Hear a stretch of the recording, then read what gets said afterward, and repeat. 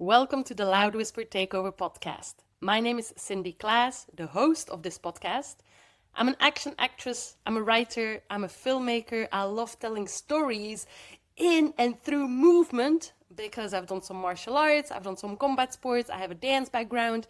So I want to tell stories that are in movement, but I also move the heart, the soul. I'm a storyteller that loves having her audience at the edge of their seats. So action movies, thrillers, sci-fis, you name it, this is my world. So today I want to talk about film festivals. Now, how do we navigate a film festival as an actor or as a writer-director that wants to make new contacts? I will not talk about having your film in the film festival circuit and attending the screening of your own film. I think that's a different topic, and it's a very interesting topic because I'm going through that as well. But I just want to talk about those film festivals that we want to attend to expand our network, to expand our understanding of the industry, to make new contacts, and to eventually make our next project happening. Often we just go to those film festivals, especially in the beginning, you don't fully know how to navigate it unless you have an actual project that is being screened. You don't really know how long in advance you should be, booking your ticket, your accreditation, all the events that you should be attending, and especially when it's networking time, how the flip do you actually network? So I just went to 4 film festivals with a very different purpose, with a very different strategy, and I want to share with you the mistakes I made and also the little things I did that were incredibly successful and that gave me way more confidence in taking the next steps for my next short film, feature film, and series that I have in development at the moment. So let's start and let's dive in. First of all, how do we select which festival we would be going to and why would we go to that particular festival instead of another? Going to a film festival is a commitment. Now, this can be a commitment in regards to time and effort, because if you really, really want to dive into it and make the most of it, you will need to spend a lot of time there. Put a lot of energy in those networking events or other events that they have going on for industry people. Or it can even require a financial investment. Let's say you want to go to Cannes. Well, it's going to cost a lot of money. So you better go with some sort of strategy, with some sort of purpose, and not just with your fingers crossed, hoping that you will meet someone that will change your career, right? So how do we select the festivals we're going to? I went to 4 festivals that I specifically selected for different reasons. Number 1, at the moment, even though I have lived in many different countries throughout my life, at the moment I'm based in Belgium, near Brussels. So I thought Belgium and some key film festivals in Belgium have to be on my career map. Why? Because my next film, my next application for a grant, my next move in regards to finding some sort of fundings to make it happen will be in Belgium. So I really need to make contacts here locally. So I looked at Belgian festivals, and there were 3 festivals that I decided to attend. So number 1, there was the BIFFF, BIFFF, is the Brussels International Fantastic Film Festival. So it is a festival, there are feature films that are being screened, short films that are being screened. It's an international programming, and it's really focused on horror movies, sci-fis, fantasy, thrillers.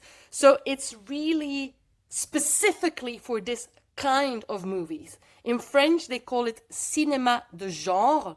So it englobes all of these genres of movies.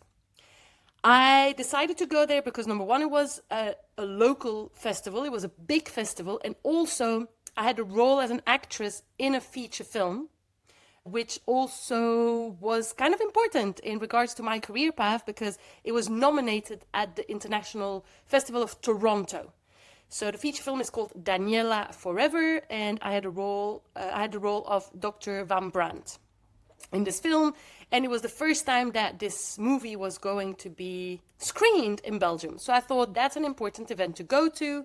And also number 3, the third reason is this is a festival that is literally by and for people that are in the world of cinema that I love, which is thrillers, sci-fis, fantasies, and so forth. Then the second festival that I decided to attend was the BSFF, Brussels Short Film Festival. So that is a really big festival in Brussels, and it's all about short films. So I thought, well, at the moment I'm making short films, I will probably make more of those. So let's go there. And also they had a huge amount of industry events happening. And then the third one in Brussels that I decided to attend was the BRIFF, BRIFF, Brussels International Film Festival, which is a festival that only selects feature films. Also an international programming. All 3 have an international programming, but this one is really focused on feature films. And that was a very different experience. Okay, and I will tell you about the different experiences I had, how I networked, how I failed, how I succeeded in all 3. Because I believe each festival really needs a different approach. And I will tell you why in a second. And then the fourth festival that I attended was near Madrid, and that is called the International Toledo Expo Film Fest. And that is a smaller film festival, but it is specifically for action movies. So a lot of people, decide to go to Cannes, which that was kind of happening at the same time. For me at the moment, I decide not to invest in an adventure to go to Cannes, because from all the feedback that I've heard, it's a very expensive adventure, and it's very cutthroat, or at least from what I hear. Like, people want to buy, sell, but the conversations need to be super productive, and it's like a huge machine. And I thought, no, I am in the world of action movies. That's my passion. That's where my heart is. And it is a small festival in Madrid, but it's going to be so worthwhile because it is for and by action movie filmmakers. And it was the best decision I ever made. And I will tell you why in a second as well. Film festivals in general, especially if you go, to advance your career, to expand your network, film festivals can be intimidating. And that had been my experience before, is that I would go to film festivals without a strategy, just crossing my fingers, hoping that I would cross paths with someone, and then just like feeling very awkward and not being able to actually engage conversation, or at least not with, key people, with decision makers. Going solo is definitely harder than if you know at least one person. If you know at least one person, then things are way smoother. But even though you can still, get over it, we will talk about what kind of things you can say, what kind of questions you can ask to get the ball rolling. But definitely, bringing a close friend that is also in the industry, from the industry, can basically, kick off the fire. You have fire in your belly, they have fire in their belly, and then all of a sudden you fuel each other with energy, and the snowball effect can start. Let's talk about my first experience. So I went to the BIFFF, Brussels International Fantastic Film Festival, and where I was an actress in a feature film that was being screened. Now, it was a big festival. I had never been. I heard a lot of positive things about it, and I know why now. The vibe at the festival is freaking phenomenal. A friend of mine kind of made me understand the difference between festivals that are really about audience development and festivals that are really about industry and, industry connections. And I would put this particular festival, the first one, in the category of audience development. And I'm not saying there were no industry events. I was just not aware of it, and I didn't attend them because I had such a bad strategy going in. But it's definitely a festival that is all about bringing new films to an audience that already love it and that will celebrate it no matter what. Like, for example, there were a lot of thrillers, horror movies. And so there was a special code between audience members that whenever there is something that is happening, they scream. So it almost feels like you are at a hip hop theater show when you're actually in a dark room in a massive, movie theater watching a film. So for example, when a door opens and in a very squeaky way because something is about to happen, like people would say, ooh. And then if there is blood, they would make another sound and everybody's, ah. And so it was just like so much fun to just attend the screenings and go to it because there is like a vibe. It's really for the audience.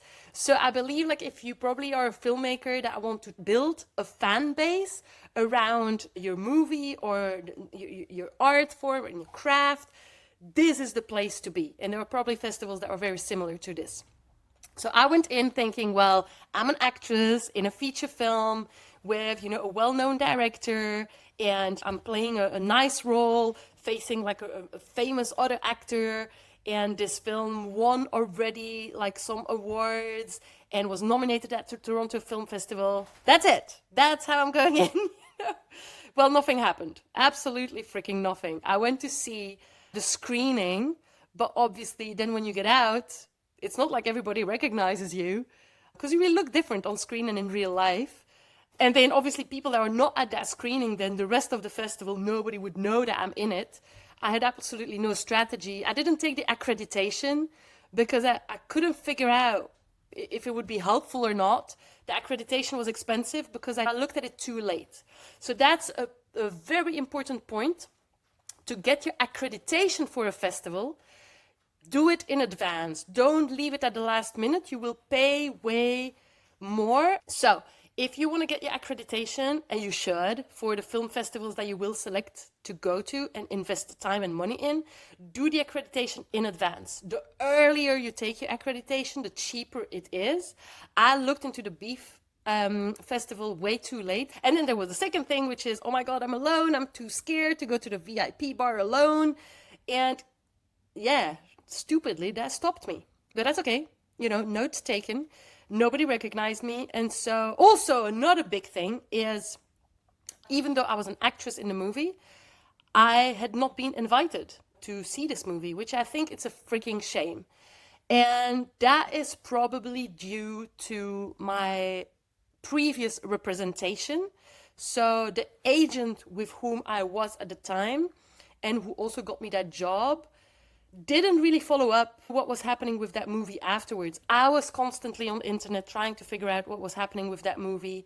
They didn't know nothing about it. I couldn't attend the first industry screening this movie had, which was in Spain, in Barcelona. I couldn't attend it, and so I felt I missed out. Then now that it was being screened in Belgium, I thought, oh my God, I cannot miss it. And I even emailed the production. I told my agent also emailed the production. But obviously everything was so late. There was no answer, no response. And I feel I really missed out on an opportunity. A lot of festivals absolutely love to have one of the actors or something being present. And apparently what I also heard afterwards is that normally an agent can already negotiate these things. From the moment you sign the contract, from the moment you're in the movie, it can be put in the contract that you would be invited to the first screening or to some particular events or whatever. And I feel if I had had an agent at that time that would have stood by my side for me for these kind of things, this would not have happened. And I would probably have taken way more out of this event than what happened now, which is nothing.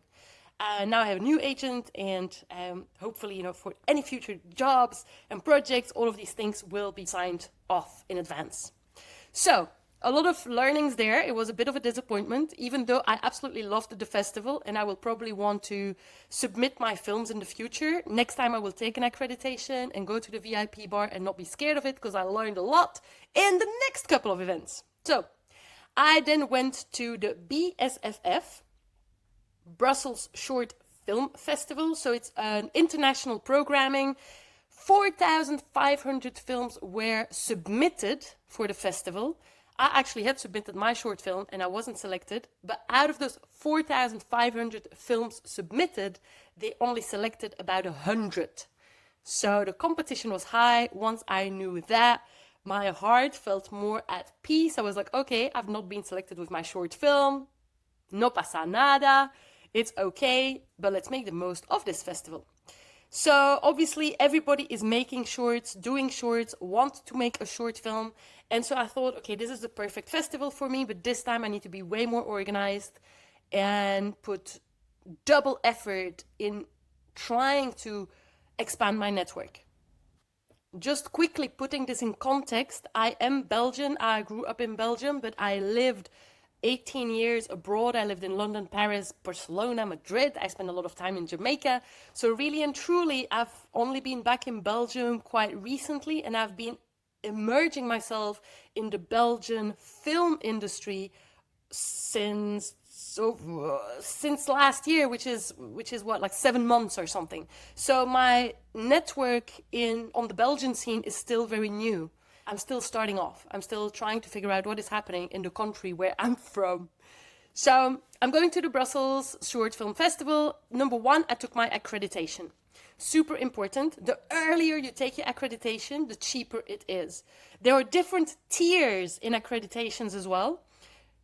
I would recommend don't go for the cheapest one. Usually the cheapest one allows you to go and see a lot of movies, which is amazing. But actually, when you go to these film festivals to go for the industry events, you barely have time to go and watch a movie. I will talk about that in a second too. But definitely take a tier that is more expensive, but that also gets you in the professional networking events. For example, at this particular festival, they called it professional cocktails. If you didn't have this particular accreditation, you couldn't get in. So that is super important.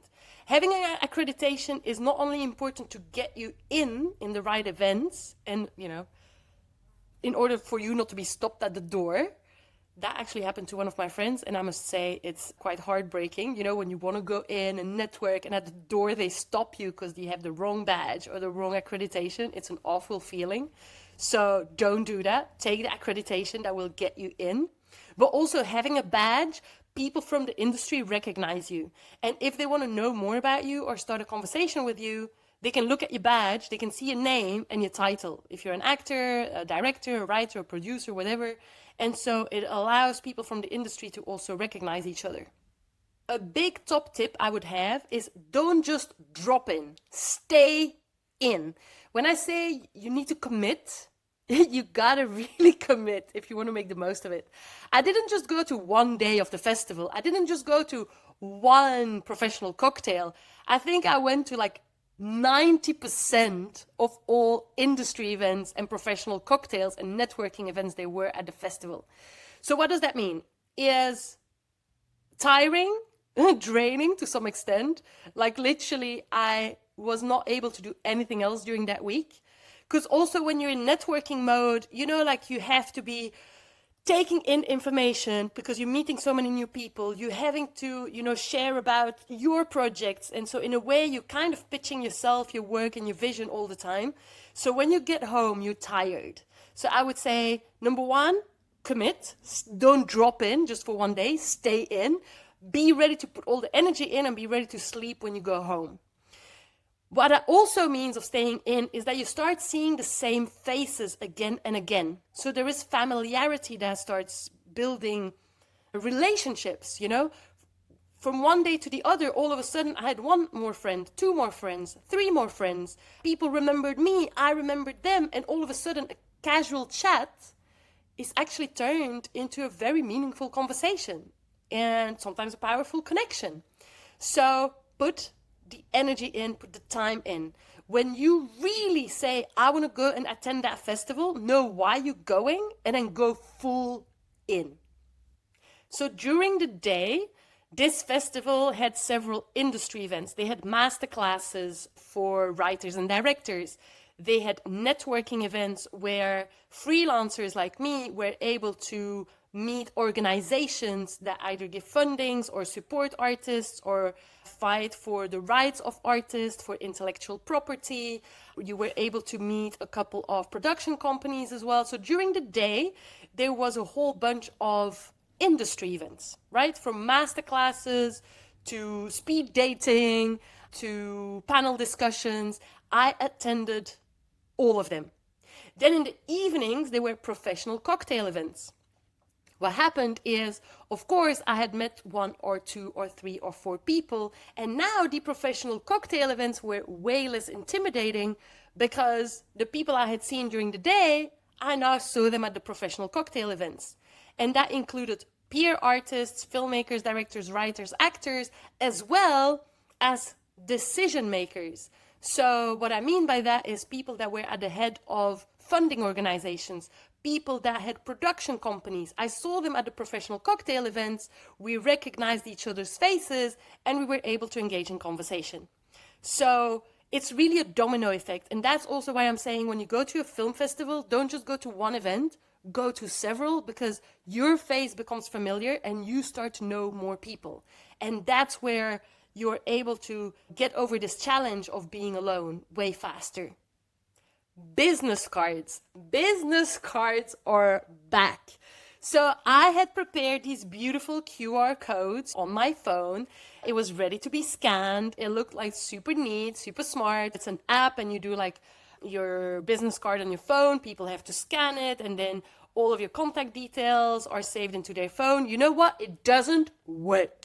And why it doesn't work is that you are in an environment that is buzzing and everybody is fast. Some conversations can take longer, of course, but you want to have as many conversations as possible with other people. And other people are exactly the same. So nobody has the time to take out their phone and start scanning your QR code. Most people don't even know how to save it into their phone, and then it becomes a mess, and then they give up, and then another person just drops by and say, "Hey, how are you doing? Jonathan, I haven't seen you for a long time." And that's it. Jonathan is gone. He started another conversation with somebody else. So immediately after that festival, I printed business cards again. And they are way better. They're there in my pocket. When I'm talking to someone, even if we are being interrupted by somebody else, I can give my business card. One of my friends told me, yeah, but business cards, people are losing it. That is true. But your job, my job, is not to lose their business card. They can lose your business card, but your job, your responsibility is to not lose their business card.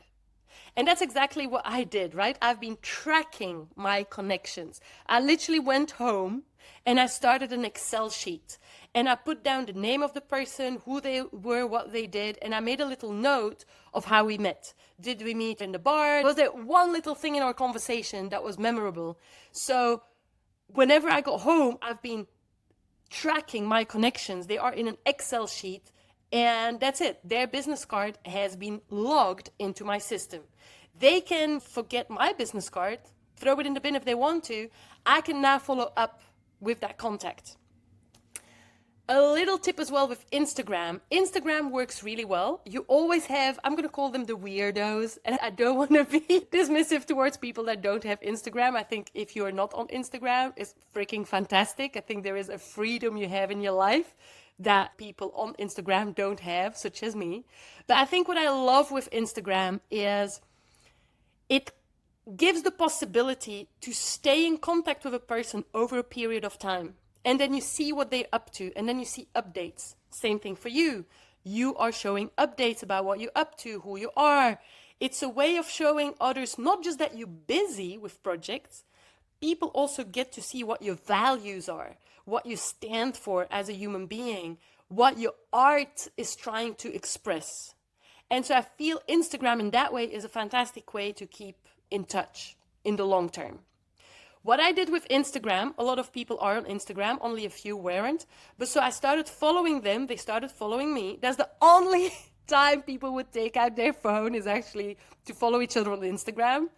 And not for this QR code business card thing that becomes a confusing thing. Instagram is quick. Who are you? Click follow, done. What I did is I followed them on Instagram and I took a screenshot.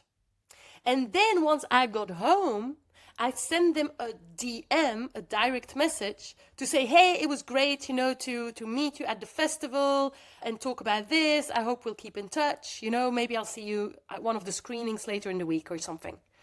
But so what does that do is now we level up this connection on Instagram, and also there is an Instagram track record, if I can say so, where I say the name of the person, because obviously some people have nicknames.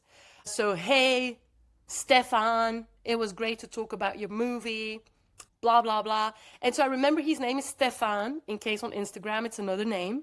I remember what we talked about, and I remember where we met. Obviously, I will also log them in my Excel spreadsheet, but it's another way of also making sure that we continue the connection on Instagram afterwards.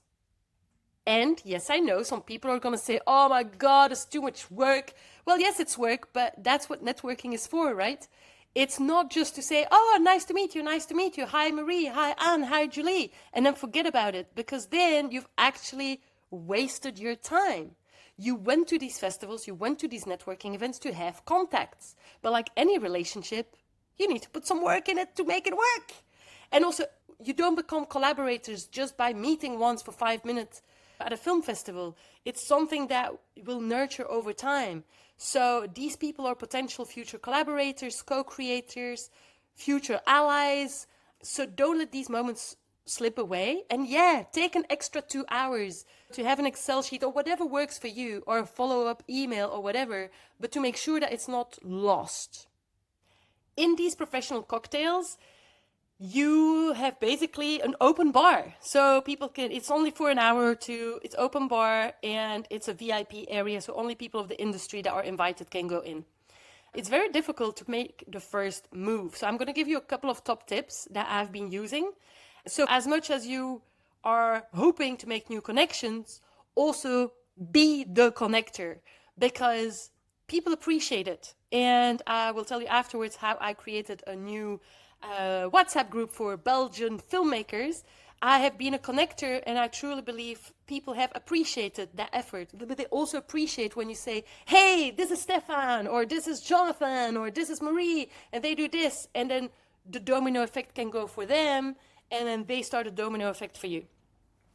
Then people always forget other people's first names because they get to know so many people in an event. They always forget that I'm Cindy. But then what I would do is I'm like, yeah, Cindy Crawford. Even though I have nothing to do with Cindy Crawford, aesthetically speaking, or like the fact that she's a model, the fact that she had long hair, like we have nothing to do with each other, but Cindy Crawford is now like a tiny reminder for them. Oh yeah, that's Cindy. Like often when you're in a theater class, there is like an icebreaker game where you have to introduce yourself with your name plus an adjective. For example, like Pretty Janine, right? And then you do a move, Pretty Janine, and then everybody follows, Pretty Janine. But now you remember that she's Pretty Janine with the move, and it kind of helps you memorize their name. So I'm doing it to myself. When people meet me, Cindy, what's your name again? Cindy Crawford. All of a sudden, it kind of it puts a seed in their mind. Oh yeah, I cannot forget that for next time. Also, I am forgetting people's names, but the thing that I try to do is never feel guilty for forgetting their names. I try to very quickly, if I see them for the second time or a third time, hey, excuse me, I've forgotten your name. What's your name again? Oh yeah. Because if we are going to talk 5 times, if we're going to meet each other at 5 different events and I still can't remember the name of the person, it's awkward. If I ask for their name the second time I see them or the third time I see them, it's less awkward. Also, my Excel sheet, I put it in, oh yeah, this person had a nose piercing or was really tall or something. So that just helps me to just remember who they were. But never feel bad to say, hey, what's your name again? Oh, can you remember how we met? Because just the fact that you remember them, I know your face. Or people already feel acknowledged. People are like, oh, yeah, at least I'm not an anonymous in the crowd. When people tell me, oh, I know your face. We've met before, haven't we? I'm already happy. I'm like, okay, at least I'm being noticed now. It's just that we still have to develop a relationship. So, and also people appreciate it when you ask their name again, because they realize you don't want them to remain anonymous. You want to build a relationship with them. So yeah, I encourage you, just ask it. They will never take it wrongly, especially in those high intensity networking events where people are just meeting so many people, they forget everybody's name. Now, at this particular festival, the BSFF, I went to so many industry events, I barely had the time to watch any movies because I was so busy with all the rest of it. The thing is that going to films is important because then you're going to meet peer artists, and obviously it gives you a topic of conversation. It is not always easy, but I will tell you about other festivals where I watched way more movies and this led to just very different conversations. So going back to the Brussels Short Film Festival, one of the things that it gave me was a huge amount of self-confidence. I had an idea for a film. The story was clear in my head, but I was very unclear on what the next steps were in Belgium to make it happen. And I kid you not, because of the masterclasses, because of the networking, because I've been speaking to producers, because I've been speaking to other filmmakers, 7 days later, I had written the pitch, I had shaped the treatment, and I was actually ready to send it off to a pitch from another festival, and I was able to submit it, So since then, like literally 7 days after that festival, I was able to start contacting production companies. I was sending it off to grant opportunities, to pitching opportunities. I'm still busy with it. Probably my pitching still needs a bit of shaping. But the thing is, I found the confidence and I found okay, this is where people are going. That's how they are contacting each other. This is like how the industry works specifically in Belgium, specifically in this country, because it doesn't work the same way in different countries. Because I've worked in the UK, I've worked in Spain, and even the ways of thinking, the way that you talk to people is different. So it gave me a huge amount of self-confidence. In other words, there was momentum. Now, another thing that I'm super proud of, like I said, I've been in Belgium for 7 months at the time of recording, and I found it very difficult so far to network. I realized the Dutch-speaking people didn't really know the French-speaking people and vice versa.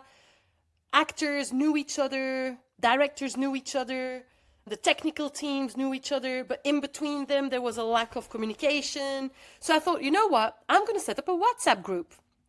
Why a WhatsApp group?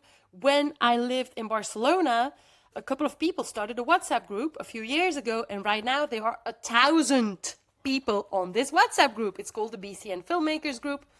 And obviously 1,000 people making film have a ton amount of things to share. So there's always the casting being shared. I have to clarify. So this WhatsApp group is for actors, directors, makeup artists, composers, sound people, cameramen, DOPs, anybody that is working in the world of film. So in Barcelona, this group is just on fire. Everybody's always looking for somebody to collaborate. So it's buzzing. So I thought, you know what, let me start a WhatsApp group. So I started the Belgian Independent Film Network WhatsApp group. A couple of weeks later, we are now 90, almost 90 members in this group. And I'm super, super proud for somebody that didn't know many people, having been able to build that network. And I'm really looking forward for it to grow and see how we can support each other and just make more films happen. Whether we have fundings or no fundings, just make it happen. And then I went to the International Toledo Action Film Festival, organized by Nacho Serapio, and that was near Madrid. So I went to that festival because it was focused on action movies. I knew it was a small festival. I knew it was not going to be like the other film festivals that I attended in Belgium. It was not going to be Cannes either. It was just going to be for people that love action movies.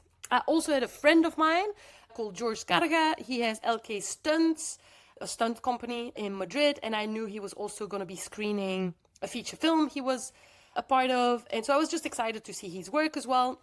I also wanted to see if eventually the short film I'm working on now or any future films that I'm working on, if they would be a good fit for this festival. So I went, and two of my friends from Barcelona were like, oh my God, let's go together. And I was like, oh my God, yes. So my dear friend John and my dear friend Simon, who both have been on the podcast, came with me. And again, obviously, when you don't go alone, it's a buzz. So what happened in this very small festival is I was able to watch way more movies in this festival. I actually only did that, watch movies, because there were not a huge amount of industry events. Like there was an event on tax shelter, so it was more about financing. And then there was a day of workshops about screen fighting and how to fight for the camera, and that was freaking amazing. And then they were just screening a ton of movies, a lot of short films, a couple of feature films.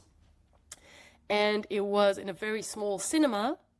But it was amazing to just watch independent action filmmakers do their thing.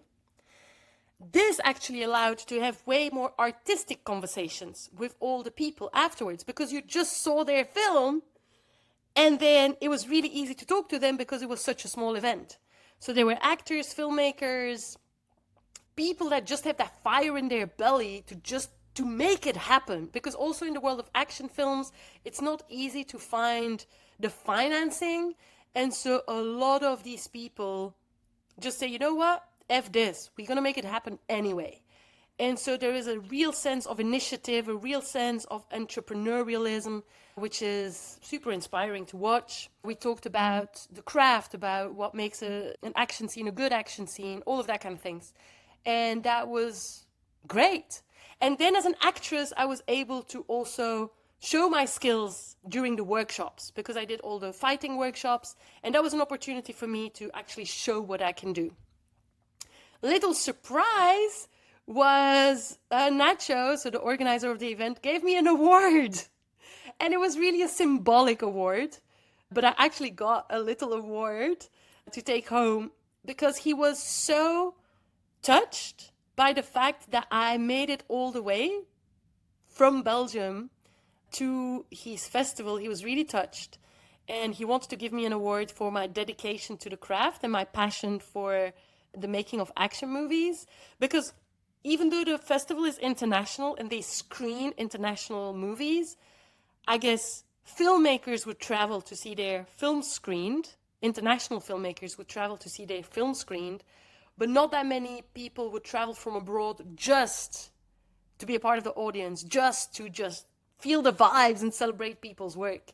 And it felt so rewarding. I felt so honored. I felt so touched by the fact that, like, I felt Nacho saw me. Somebody saw me. Somebody saw my passion, my energy, my craziness, for researching. So I felt, even though this award was very, very symbolic, I felt extremely touched. It's now in my living room, and I look at it every day, and it just makes me smile. So obviously, so far, I've been talking a lot about me as a writer-director and how I made connections. And I've been talking a little bit about me as an actress. And it's important to make the difference, because the conversations we have as actors and the conversations we have as somebody that carries a project and is a go-getter to make it happen, these are different conversations. At the first festival that I went to, the BIFFF, I went there because I was an actress on screen and I had zero strategy. This is also the reason why I didn't get anything out of it. It was a failure because I had no strategy. However, I met an actor or two that I then saw in the other festivals, and that helped, the ball going to make other connections. At the BSFF, the Short Film Festival, I didn't really make any connections as an actress, because in regards to the industry events were really focused on makers, people that were writing, people that were directing, but it was not so focused on actors. The third festival, so the one in Madrid, because I came in as an artist with all the hats that I'm wearing, I was able to have different conversations with different people and obviously get excited about the fact that we might work together one day and maybe work with me as an actress as well. Obviously, it's not like somebody had written a script ready to cast me there, but there was an openness for these conversations because it was a small festival and because it was really an artist to artist kind of connection that was being made. Whereas in the Brussels Short Festival, it was more of a writer-director connecting to organizations, connecting to production companies. There was no space for the actress in me to really network, even though people know that I'm an actress and people know about it, but I'm not sure that that is what really landed in the conversations. However, there's the last festival I want to talk about, and that again brought more understanding to how to network and how to navigate these events, both as an actress and as a filmmaker. So the last event I went to, so all of these festivals, I did that within a space of 2 months, right? So it's been festival intensive. So the BRIFF, Brussels International Film Festival. This particular festival is in Brussels, but they only select and screen feature films. I took my accreditation way in advance so that I would pay cheaper for it. And also what I learned from the other festivals is all their industry events, aka masterclasses, pitching events, opportunities to talk about your work, whatever it was, roundtable conversations, all these events, you have to look at their website in advance because there is nothing on the website and then all of a sudden, poof, they announce 1 out of the 10 opportunities that there will be happening, but if you don't register straight in advance, you will actually miss out because it will be booked out, sold out. So, for example, there was another festival where I just applied for a writer's residency. They gave grants to female writers who have a concept and mentoring, but this festival is happening in 4 months. So 4 months in advance, they've put it on the website, but the deadline was yesterday. If you don't look at these websites in advance, and both for your accreditation to pay less, and for all the industry opportunities, you're gonna miss out. So select the festivals where you wanna go to way in advance and really look at their website regularly. Because a lot of festivals are run by, well, not run by, but a lot of volunteers are working on it. So sometimes the updates are slow, or sometimes the communication is a bit last minute or not last minute, or they announce one event but not the 9 others, and sometimes things are announced 2 days before the festival is opening. You need to really be on it. And I feel the first festival, I didn't do that and I missed out on a lot. So BRIFF, I was like, okay. I was checking their website every single day. And I was like, I'm not going to miss out on anything. And that's what I did. I got a spot in every single masterclass, in every single industry event. I went to the professional cocktails again. I met way less producers. And the professional cocktails were not as busy as the short film festival. I don't know why. I have no idea why. But this is my explanation and my take on it. I believe that the Brussels Short Film Festival, there is a huge amount of people that want to create shorts, make shorts, because you want to build a large CV and portfolio of short films before asking for money for a feature film, because it will give you more chances. Once you start making feature films, that's another playground. And I feel all the people in Brussels, at least, all the production companies that are playing at that level, they probably all know each other already. So is it really useful for them to come to the professional cocktails? I don't know. There are way less films that are being screened because obviously it's a festival that only screens feature films. So a film is an hour and a half long, whereas before in an hour and a half you could see 5 or 6 short films. So there are less people, less industry people maybe attending. And so these professional cocktails, there were still people to meet, but less production companies. And generally speaking, the VIP area was not as busy. Doesn't mean it wasn't interesting, just less busy. The master classes that they were organizing and all the other pitching events and so forth at this particular festival was way more selective. So as I said, these industry events get sold out or get booked up. But for the brief, you sometimes also had to apply for it to be selected. So for example, I sent in my pitch for my feature film and I was not selected to pitch. I then learned that they received 98 proposals and they only selected 7. So that kind of put my heart at peace. I was like, okay, 98 people submitted, only 7 got through. It's all right, it will be for the next time. But all the people that had submitted a film or a proposal were invited to a masterclass around pitching, and we could also be a witness to the 7 people that were pitching to see how they would pitch their idea publicly, it's a privilege, it's an honor, and also you learn a lot from watching other people pitch. Another thing that they organized was the casting process in a multilingual production. So we could either apply as a director, either apply as an actor.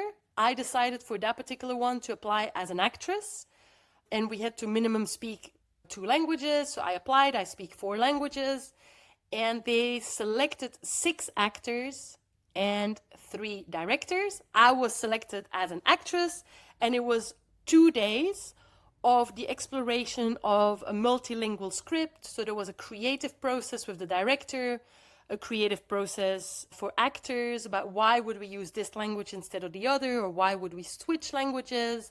And then casting directors were invited to be a part of the conversation table, because we over those 2 days we had been filming as well, and so we projected it for a very small crowd, and casting directors were there to talk about it. So as actors, we also had access to those casting directors, but it was a very selected group. Yeah, we were only 9 in that masterclass, right, for 2 days. So here, for example, at this particular festival, there was a specific activity that was open to actors, and casting directors were invited. So here at this particular festival, as an actress, I feel, yeah, I've been able to show my talent. Some directors have been seeing my talent. I was able to do my thing as an actress. I've been able to show it to some casting directors. And so if there are opportunities like that, definitely it's easier to network as an actor. But the festival need to open up these kind of opportunities, right? However, I know as actors, it is really difficult to network. I kind of network with my different hats. But I would say, I always say that I am an actress and that I am in the world of action movies. I think it's all about expectations. I think when you network as an actor, don't expect people to be like, oh my God, I was looking for your profile right now. That very rarely happens, you know? Whereas when you're carrying a project as a writer or director, you already come in ready to eventually collaborate. It's going to be a long-term thing. We know it. And so it's about managing expectations, really.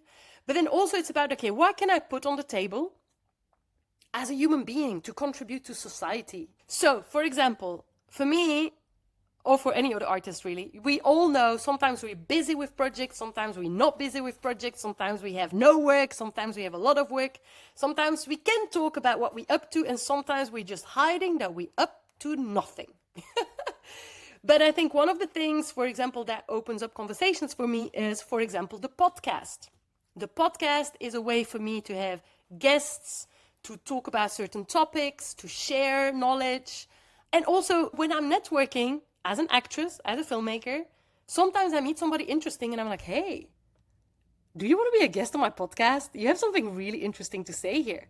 So that is also me contributing to society if we zoom out. And this can also open up conversations. The fact that I have started a WhatsApp group just for Belgian people that are in film to start supporting each other, people are excited about it. A way to open up conversations. I give you an example. So I met somebody at the festival. The person at the festival talks to me about a filmmaker that's interesting that I should follow on Instagram. I follow this person on Instagram. I see that he's working with 3, 4, 5 actors or whatever. Start following these actors.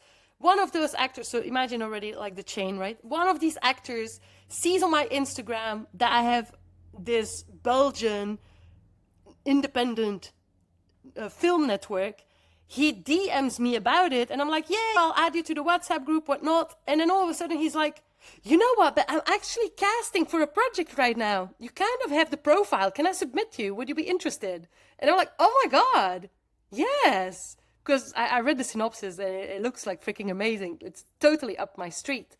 So you see, like a one little thing can have a huge domino effect.